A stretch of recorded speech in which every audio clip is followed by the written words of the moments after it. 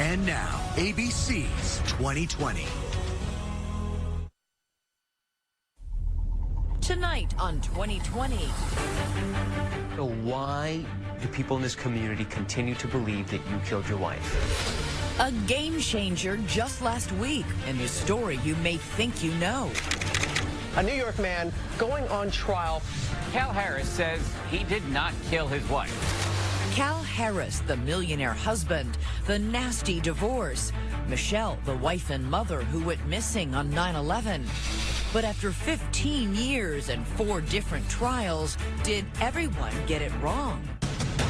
Who has a dog in the fight? Who's got skin in the game? He does. For the first time since learning his fate, the man on the hot seat speaks out to 2020. You'd be hard-pressed to think about this as a backdrop for a murder, right? Well, there wasn't a murder here. Something happened here. No, nothing happened here. But if it didn't, then where has his ex-wife been for the last 15 years? You've got no murder weapon. You've got no body. They live on over 200 acres, a property, plenty of places to make someone disappear. Yes. How's your camera on? 2020 has been on the case for 2 years, combing over every inch of the investigation. The real crime scene here is out at the front gate where Michelle Harris's van was formed. Charred clothing in a fire pit. There's a bra strap. There is a button. And other men in the area that night. For more than a decade, have they been chasing the wrong man? What we have on them is going to be shocking. Everyone's going to be shocked. I'm prepared to be shocked now. Tell me. Bad blood. Good evening. I'm David Muir. And I'm Elizabeth Vargas. Tonight, the finish line of an almost unheard of event in a murder trial. Make that murder trials. Cal Harris tried an almost record-breaking 4 times for the same crime. A total of 36 jurors weighing in on the case. And what's even more bizarre, in this case, it was a murder trial without conclusive evidence that a murder even took place. No body after 15 years. So after watching here tonight, what will you think happened to Michelle Harris? We're live on Facebook and Twitter. Let us know. Here's Matt Kupman. Driving the twisting roads of upstate New York, you'll find your fair share of scenic riverside views and plenty of indications the area is part of the haunted trail of New York State. But off this remote mountain road in Tioga County, something else seems haunting. In this vegetable garden lies a pile of charred trash and rubble. But it's not your garden variety heap. The soot and cinder may hold answers to a 15-year-old mystery. It looked just like a place where you would maybe have a bonfire during a party. Working with forensic archaeologists, these private investigators believe they've discovered critical clues in the disappearance of 35-year-old Michelle Harris, a woman missing since 2001. What comes out of here is a series of what I'll call artifacts. There's a bra strap. There is a button that appears to come from probably some form of women's apparel. Even if they were the remnants of Michelle's clothes, the whereabouts of the woman who wore them is still unknown. Where do we start to look for Michelle Harris? I would posit that we're probably standing in the middle of some place that somebody should start looking. But Michelle's disappearance would have the misfortune of coinciding with the terror attacks on 9/11. 225 miles away in New York City, it was September 11th, 2001, and with state troopers pouring into New York City by the hundreds, they left behind a skeleton staff, barely able to investigate a missing wife and doting mother of 4. Michelle was a good, loving, laughing, great person, mom, friend. Barb Thayer was the Harris family nanny who helped Michelle care for her 4 young children. She loved the babies, loved being pregnant, she loved being a mother. For 6 years, Thayer worked for Michelle and her husband Cal, one of the biggest fish in a small county. A former All-American lacrosse player in college, an outdoorsman, and a successful businessman whose wealthy family owned a chain of car dealerships. Did it seem like they had a good relationship? I would have said very much so in the beginning, yeah. When Michelle first met Cal Harris, she was working in the office at one of those dealerships, as Cal recalled when 2020 first interviewed him in 2014. She was just a stunningly beautiful girl. just very attractive. She was fun. She had a great personality. Cal's Aunt Mary remembers meeting Michelle at a family gathering. And I remember thinking that it was a good match because she was very funny and very vibrant and just a very happy person. Michelle and Cal married in 1990 on the Harris family's estate, 250 pristine acres with a private lake. 29-year-old Cal was a divorcee, but the marriage was Michelle's first. It was a storybook wedding for sure at Empire Lake. She had this precious sort of country wedding gown, and the bridesmaids were dressed accordingly. The couple lived in this house high on the hill, and after 4 years of marriage, their first tow-headed child, Taylor, was born, followed quickly by his sisters, Kayla and Jenna, and finally, baby brother, Tanner. 4 children in 5 years. Friends say Michelle was a busy, now stay-at-home mom. She was amazing with the kids. I'd go in the morning and things would be in disarray, and she'd sit at the counter and paint the girls' fingernails and toenails while the sink was full of dishes. Things like that. But those things didn't bother her. Michelle's husband, Cal, says that while they wanted a large family, their relationship became strained under the weight of constant child care. We certainly complicated things by having more kids, no question about it. Things went from strained to toxic just about the time their last child, Tanner, was born. Cal Harris admits he had an affair, and friends say Michelle was devastated when she found out. Something happened in that last year or so. Something snapped. Maybe because she learned you were cheating on her. There had been tension and rift between us before that. Cal says Michelle had an affair too. And in January of 2001, after 10 years of marriage, Michelle Harris filed for divorce. Michelle's family said that she came to them and said that Cal told her he could make her disappear. Although they declined our request for an interview, listen to what Michelle's sister-in-law Shannon and brother Greg Taylor told CBS News. I got the perfect place to put your body. They'll never find you. That's not something you say unless in the back of your mind you think that, you know, I might just do this. That was something that supposedly Michelle said to them about something that I supposedly said to her. But that was not true. So there was no rage. There was no anger. Things were going well here at the house. We were getting along. Cal may have thought there was nothing to fear, but Michelle wasn't taking any chances. She removed Cal's guns from their house, giving them to her brother, Greg. Why was it during that period of time that Michelle removed the guns from this house and gave them to her brother? She removed the guns when she told me that she was filing for divorce, because I was upset at that time, and we did have an argument at that time. Why did she do that then? She's trying to build a case. She wants a divorce. Michelle and Cal continued to live together in their house on the hill because Michelle's lawyer told her that if she left, she could risk losing custody of kids. She told me that if she left at that point, that it would be considered abandonment and she would forfeit the kids. And divorce meant Cal could lose something else, possibly half of the fortune he built up during their marriage. We're in a divorce. You know, there's a lot of money involved. I get all that, but you have to see and look into the details of what was going on in her personal life. Cal Harris says they were under one roof, but living separate lives. And she was sleeping downstairs on the couch, and I was sleeping upstairs. You know, I was trying to keep it together for the kids. But I think at that point, she'd already moved on. After filing for divorce, the millionaire's wife took a waitressing job at a dive bar.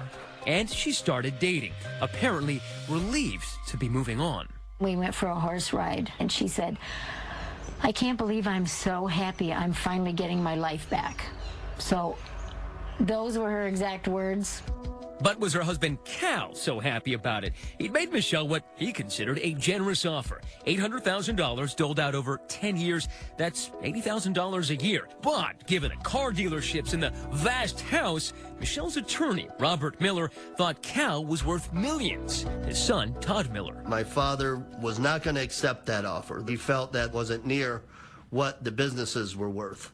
On the morning of September 12th, Michelle had scheduled a meeting with her divorce lawyer. She never made it. We all waited, and she never showed up, which had never happened before. So he knew the history between her and Cal and instantly assumed something happened to her. And that morning, it did. When we come back, suspicious things around the house, Mom's abandoned minivan, and why is there blood in the kitchen? People have blood in their homes. You know that. Everybody knows that. Stay with us. If the town of Owego had a golden couple, it was Cal and Michelle. Owego, a tiny town on the twisting Susquehanna River, is a Native American word meaning at the fork. Cal and Michelle Harris had reached that fork, and after 10 years of marriage, were getting a divorce. They were living under the same roof, but not sharing the same bed.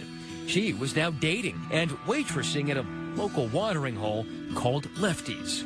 I knew she had a boyfriend and that she was spending time with him, but I also knew that she was hanging out with a bad crowd down at this bar that she worked. On September 11th, 2001, the day of the terror attacks, the family's nanny, Barb Thayer, noticed a distracted Michelle getting ready for work. And how was Michelle that day? Frantic. I know she had a headache and she was late for work.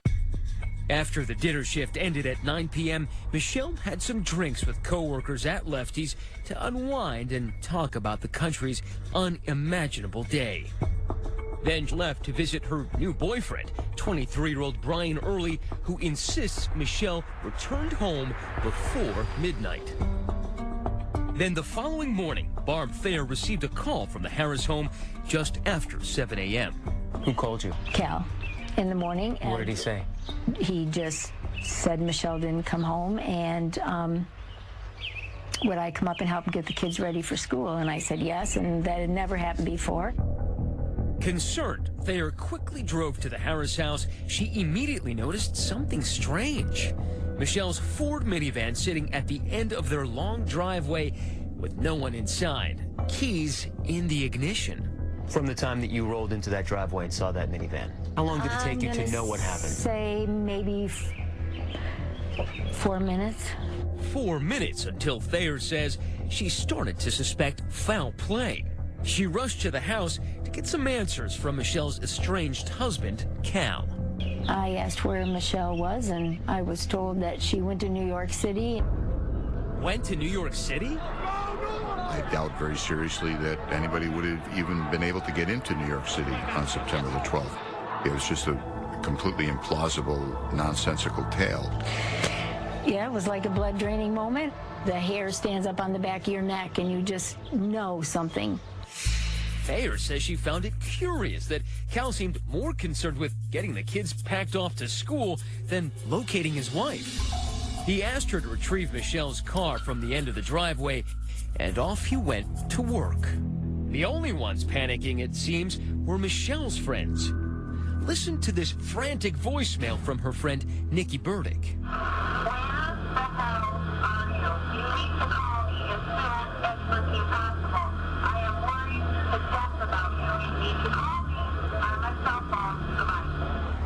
Failing to reach Michelle, Burdick called Michelle's divorce attorney, Robert Miller. His son, Todd, was there. And that's when my dad called the police. Her divorce lawyer is the one that ultimately contacts the police. Now, that's the fine. How do you do? Common sense dictates that you do. Call the authorities. Good grief, my wife's not home. But was it foul play, or had Michelle run off? Within hours, a manhunt ensued, police prowling the Harris estate, the dense forests, and that glimmering lake. There was no sign of Michelle on the grounds. And inside the house, nothing seemed amiss at first. But upon closer examination, investigators find something alarming. Blood. Tiny droplets of blood, some spattered in a kitchen alcove, on the door, and on the rug. And just beyond, through the door, police found what appears to be dried blood under peeling paint on the garage floor. Upon closer examination, it seemed to investigators that someone had tried to wipe it up. DNA testing confirmed some of the blood was Michelle's. Why do they have Michelle's DNA on them? Not all of them have Michelle's DNA on them. People have blood in their homes. You know that. Everybody knows that. This is not a crime scene. But police weren't buying what this car dealer was selling. And they were now eyeing Cal Harris, not as a spouse spurned, but as a potential murder suspect. A helicopter. on top of my house. I could see the pilot's face hovering right over the roof of my home. Cal always understood that he was going to be a suspect. Yeah, I mean, it's, you know, they were going through a divorce, you know, there were domestic issues. But I also believe because he knew he was innocent, he had nothing to lose. Months went by, and the Harris children began to wonder about their missing mother. When they asked you where their mommy was, what did you tell them? Their mom was gone, and that she never would have left them, that she was taken from them. After 4 long years, there was still no Michelle, no murder weapon, and no smoking gun. But finally, there was movement. Police arrested their prime suspect, Michelle's husband, Cal Harris. The chatter that was going on at that time was sort of like a, well, it's about time type of attitude. Jury selection took a very long time. It was hard to find somebody that didn't know Michelle, that didn't know Cal Harris. When we come back, the wealthy car dealer on trial. A jury of his peers slammed the door on the car dealer, but facing life in prison, Cal gets a lifeline from a complete stranger. If somebody was on the outside looking in, it would almost start to look like a soap opera to them. You know, what's going to happen next in the Cal Harris case? You know, who's going to come forward next? Stay with us. 2020 continues with Bad Blood. Taylor, Kayla, Jenna, and Tanner Harris grew up on this placid lake.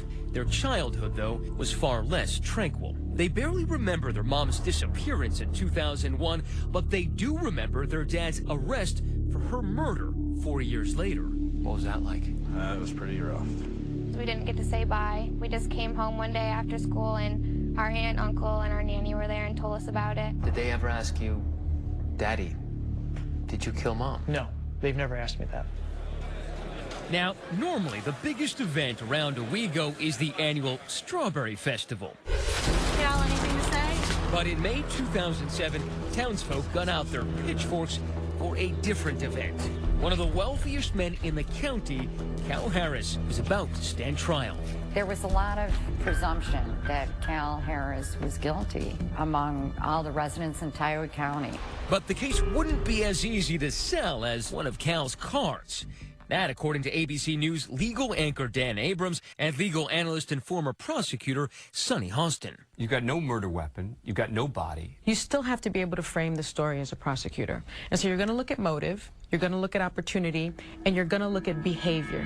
When it came to motive, prosecutors say Harris had reason enough to kill his wife. You have a man who is in the middle of a bitter divorce.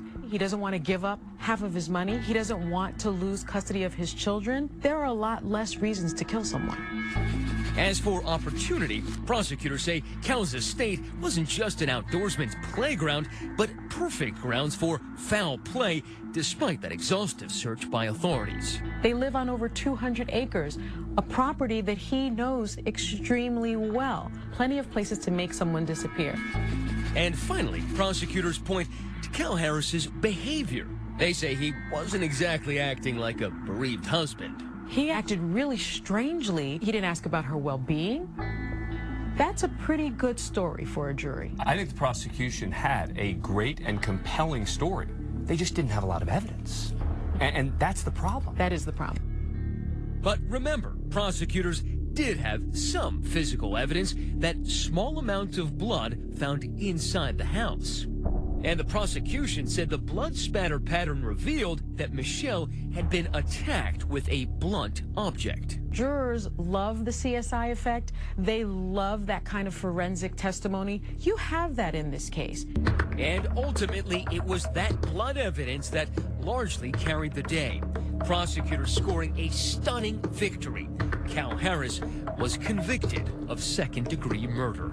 Calvin Harris was convicted of killing his estranged wife, Michelle. A jury determined there was enough evidence to convict Harris of second-degree murder. I was in shock. I just went numb. All I could think about was that I'm not going to be going home. I'm not going to see my kids. And then, just days before he was to be sentenced, possibly for life behind bars, a stunning development that upends the entire case. From out of nowhere, this man emerges, a farmer named Kevin Tubbs, who plants the seeds of doubt. Claiming that at dawn on the day Michelle disappeared, he spotted not one, but two vehicles at the front of Harris's long driveway. Here he is telling CBS News what he saw. There's a man at the back of the pickup. There's a woman at the side of the pickup. She was a blonde-haired woman. It appeared that she was crying, and it appeared that he was a little upset. But how could Michelle have been alive that morning when prosecutors argue that Cal had killed his wife inside the house earlier during the night? If you believe Kevin Tubbs, you simply can't convict Cal Harris because the prosecution's timeline has been completely shattered. And sure enough, the judge found Tubbs' account to be credible. And to the dismay of Michelle's family and friends, he threw out Harris's conviction. The judge just looked down at me and said, "Unhandcuff him." And I just started bawling. I just started crying. The new evidence could possibly cause a different outcome. Calvin Harris is free on bail. But the prosecutors are relentless. In June of 2009, they put him on trial for a second time. Now, jurors hear Tubbs' account, and Harris himself takes the stand. And once more, the jury is not buying it. He's convicted again of Michelle's murder. He's headed to the slammer for 25 years to life. What was going through your mind? Just missing the kids growing up. Just missing all those special moments, those special events. But after spending over 3 years in prison, the topsy-turvy Tioga trial saga takes yet another astonishing turn, this time for Harris. An appeals court rules that the judge improperly allowed hearsay testimony in as evidence. Believe it or not, Cal Harris's murder conviction was overturned again. A New York appeals court orders a new trial for Cal Harris. But as you'll see, there would be a big difference with the third trial. Coming up, the never-before-heard audio recordings of the other men Michelle might have been with right before she disappeared. What do they know? Were you framed? And how would the discovery of that fire pit by the side of the road impact the case? Watch what happens next. 2020 continues with Bad Blood. When you have the kind of money Cal Harris had, you can afford the multi-million-dollar house on a lake. You'd be hard-pressed to think about this as a backdrop for a murder. Right. Well, there wasn't a murder here. And if you're accused of murdering your wife, enough money to pay for the best defense, not once, but 4 times. Ultimately, what Cal was looking for, I think, is somebody that was going to be fairly aggressive, both at obviously defending him, but more to the point, to finding out who actually killed his wife. Bruce Marquette took over Cal Harris's case before his third murder trial in 2015 and enlisted a highly paid dream team of former police detectives and private investigators to clear their client's name. So what did investigators see when they first started looking at this house? So this was the scene where they found the blood spatter, minute little droplets of blood. Forensics expert Natalie Beyer was hired to take a closer look at those bloodstains found inside the Harris home. So the only place where there was blood spatter of any kind was in this area? Correct. And it isn't a crime scene. Of course, you're paid to say that. I'm paid to review cases forensically, and it didn't exist here. The blood evidence was the crux of the prosecution's case against Cal Harris in those convictions in trials 1 and 2. But the prosecution is relentless, hoping a third trial will be the charm. 10 drops of blood. 10 drops of blood. Still, what were 10 drops of blood in spatters about a millimeter wide? What were they doing here? Good question. No idea. Seems jurors in Cal's third murder trial couldn't figure that out either. And after 11 excruciating days of deliberation, they were hung. A mistrial was declared. Some of the blood was Michelle's, right? Some of the blood was Michelle's, but you can't tell at what time of the year, of the day, when that blood was deposited. All right, love you. Still, prosecutors aren't giving up. This past December, on the eve of Harris's 4th trial, the defense hires Bill Flanagan to get a fresh perspective on the case. He's a retired deputy police commissioner turned grizzled private eye. The real crime scene here is out at the front gate where Michelle Harris's van was formed. Flanagan says that's the spot that local farmer Kevin Tubbs claimed to have seen a blonde woman fitting Michelle's description and another man the morning she went missing. Defense team investigator Dave Beers. After Kevin Tubbs came forward, I went back to the drawing board to try to find out if any of the suspects in the case drove a dark pickup truck. So, who was this mysterious man? To try to find out, the investigators start taking a closer look at some of the men Michelle might have known and any who might drive a dark pickup. They zero in on this man, Stacy Stewart, who frequented Lefty's bar where Michelle was slinging drinks. And when I started looking into Stacy, just one thing led to another. He's the guy. He fit the physical description of Kevin Tubbs described, and he owned a 2000 black Chevy pickup. So the red flags went up right away.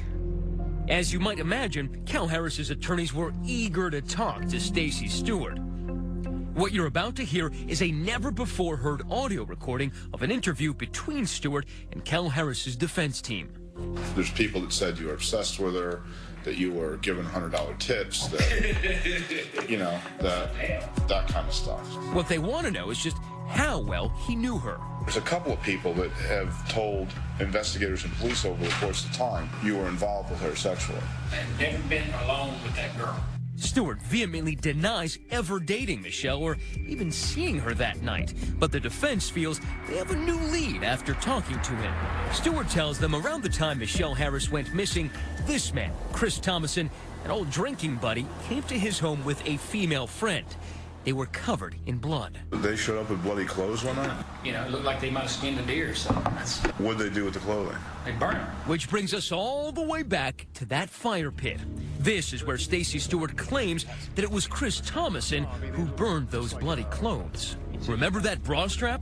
The defense believes it could have been Michelle Harris's. What are these? There's a bra strap. There is a button that appears to come from probably some form of women's apparel. This is more archaeology than criminology. It is absolutely. You can see where this is going. These private eyes peering back into the past and seeing Stacy Stewart or Chris Thomason somehow linked to Michelle Harris's disappearance, or maybe even her murder. I don't know who's responsible for Michelle Harris's demise.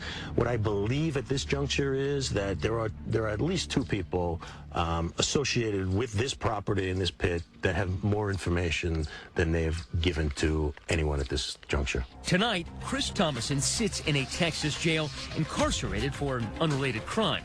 We reached out to him, but he declined comment. But on those audio recordings, he denies ever burning anyone's clothes. I didn't do anything. I don't know anything. As for Stacy Stewart, he was also called to testify in Cal Harris's 4th trial, but ended up a no-show.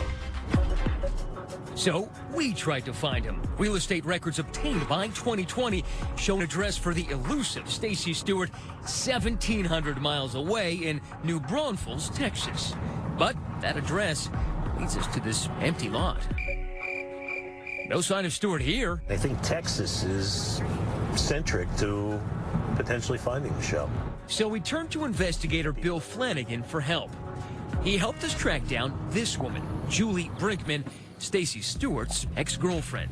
Julie told us about a strange conversation she'd had with Stewart in January 2015 after a night of drinking. He initially said that he didn't know the victim in the case. But Julie says Stacy Stewart's story gradually changed as the night wore on. He brought it up again later in the evening, and he said because I was the last person to be seen with her alive. Julie said it all seemed rather insignificant until Stewart told her he knew how to hide a body. But is the defense grasping at straws? Watch what happens next. It's a May morning in Schoharie, New York, another tiny town with another Native American name. But it's more than just a change of scenery for Cal Harris. It's a change of venue. The defense fought to move the case here after their polling determined the name Cal Harris was toxic in Tioga County. 97% of them, just by name, when you mentioned Cal Harris, knew that that was a case about a guy who was on trial, who had been convicted twice before of murdering his wife. Something else is different here at Harris's fourth trial. Defense attorney Bruce Barquette is rolling the dice, opting for a bench trial instead of a jury trial as he tries to convince a judge Harris is not guilty of second-degree murder. It's a very different thing trying to convince a single person, a judge, rather than a jury. And you are theatrical, and you are in your delivery. Theatrical. I think I'm just expressive. Maybe a little too expressive for Judge Richard Mott, a guy who likes to wear a bow tie and drive a Jaguar, but doesn't care for flashy in his courtroom. The first day of the trial, I swear, 30 seconds late. And he said, "You're late, this will never happen again," really scolded me.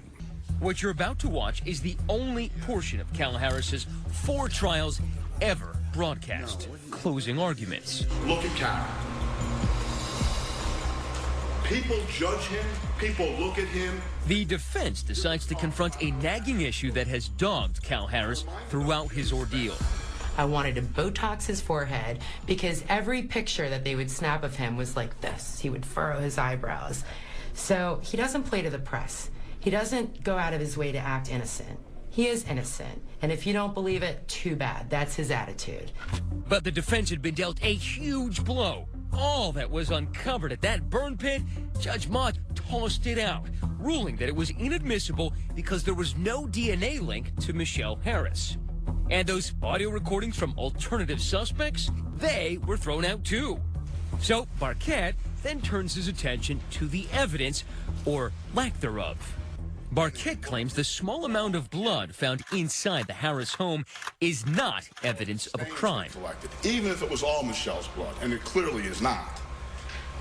10 drops, fits in this vial. Next, Barquette takes aim at that blood evidence in a different way, questioning the authenticity of those crime scene photos. The color is off by a significant margin. The exposure is wrong. You can't rely on that kind of evidence to convict a man of murder. Barquette says he knows why the photos are so red. It was one of the more deceptive things I've seen prosecutors engage in. They literally manufactured evidence here.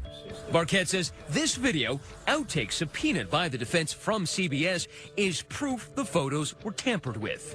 Members of the prosecution's team and renowned forensics expert Dr. Henry Lee talking about pictures that had been altered to compensate for bad photography work at the crime scene. Another thing that they did with some of these photographs where they had the flash problem was they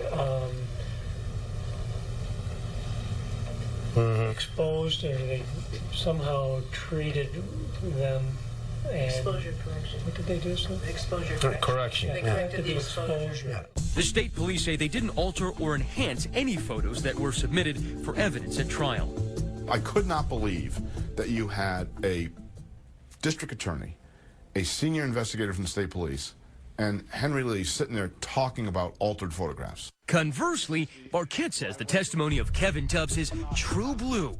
Remember, he's the witness who testified he saw a man and a woman at the base of Harris's driveway on September 12th. Kevin Tubbs had no reason to fabricate, no reason to make anything up, no reason to come forward. He's not an intention seeker. Now it's Kirk Martin's chance to sway the judge his way. The Tioga County DA presented his argument in vivid detail. She bled on the floor of the garage, and the defendant cleaned up that blood. Michelle Harris was murdered by that man sitting right there. The prosecution says the mere name, Stacy Stewart, is nothing more than an attempt to deflect attention away from Cal Harris. What possible diabolical motive would Stacy Stewart have to murder Michelle Harris, wife of the defendant? The prosecution says it was Harris who had all the tools to make a body disappear. He's got vehicles to load Michelle's body into. There was the Gator and the ATVs in the garage. He's got garbage bags to put her in, and the stuff from the kitchen island. We acknowledge he found a good spot. A spot that he knew would make her disappear. And Martin reminds the court Cal Harris had the means and the motive and the opportunity. Michelle died in an act of domestic violence at the hands of her familiar adversary, her husband, the defendant, Calvin Harris. With that, Judge Mott begins his deliberations. Everyone here at the courthouse is now playing the waiting game. Like you said, waiting on Judge Richard Mott, who has... And just last week, the judge reached his decision. He has a somber expression on his face, and at that point I thought, oh no. He came out, he was stern, he looked at nobody. And he says, in the People versus Cal Harris, indictment number 2009, I find the defendant not guilty. Bail in the amount of $500,000 is exonerated. Then he gets up and walks out. It was stunning. Not guilty. That's the verdict Calvin Harris heard today at his 4th murder trial. In a reversal of fortune, Cal Harris, a man who could easily have left this building in handcuffs, instead walks out a free man. I thought I was done, and I was numb. And then when he came back with the not guilty, I was shocked. I was truly shocked. Coming up, Cal Harris talking tough. What we have on them is going to be shocking. Next. After more than a decade, Cal Harris has finally shaken his legal albatross. 3 times I've been ripped away from my kids. And that's been hard. Minutes after his acquittal last week, he lets 2020 tag along as he gives new meaning to the term free ride, putting the courthouse and the case in his rearview mirror. Total relief, just all this pressure, all this weight that's been on my shoulders, for so long. Finally some calm in my life. But just beneath the calm, bitterness. Harris isn't satisfied with exoneration. He wants retribution against those who prosecuted him. They were enjoying every moment of going after me. It was sport for them. It was entertainment for them. Harris and his legal team say they'll file a civil suit in the coming months alleging misconduct by the former Tioga County District Attorney and New York State Police. What we have on them is going to be shocking when it comes time for the trial. Doesn't part of you, though, just want to let this go? I mean, you said they robbed you 15 years of your life. No, Don't why? you just want to put that behind you? Why? So you can live the rest of your life. And let them do this to somebody else? In a statement, the New York State Police say, "We continue to pursue all leads right through the last trial. We continue to stand by the work our investigators did on this case." The 4 Harris children are now estranged from their mother's family, who declined an interview. Those kids have stood by their father throughout the entire ordeal. Do you think about sacrifice? Do you think about the stuff that you've lost because your dad has been involved with this seemingly endless battle with the law? Yeah, definitely. He was gone for like 4 years at one point, and that's a lot of time to miss when you're growing up as a kid. They have also grown up mostly without their mother, Michelle, whose memory they hope will not be forgotten. You think about her often? Yeah, I do. I try to be the person that she would want me to be. Out of all of these, is there one that you like best? Huh. Okay, why? She just seems so happy.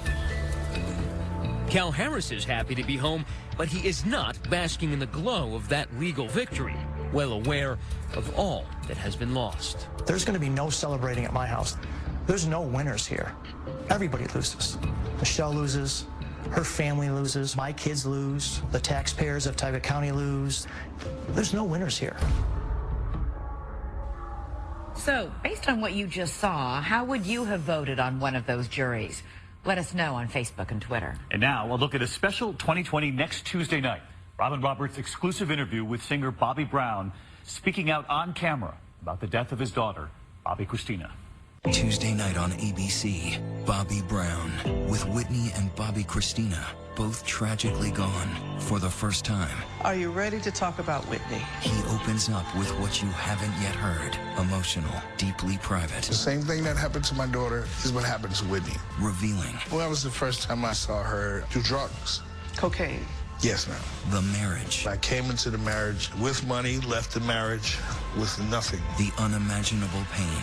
Hardest thing I had to do in my life was tell my daughter to let go. My baby's gone. And now, the first steps on the road back. I thank God I'm still here. Bobby Brown, Every Little Step. The Robin Roberts Special 2020. Everyone will be talking about. Tuesday at 10/9 Central on ABC. A very candid Bobby Brown, and we'll be watching Tuesday night. And tomorrow on 2020 Saturday, I take a look at O.J. fever. Why O.J. Simpson is back in the news. I'm Elizabeth Vargas. And I'm David Muir. We'll see you tomorrow night. In the meantime, from all of us here at 2020 and ABC News, have a great Friday night. Good night.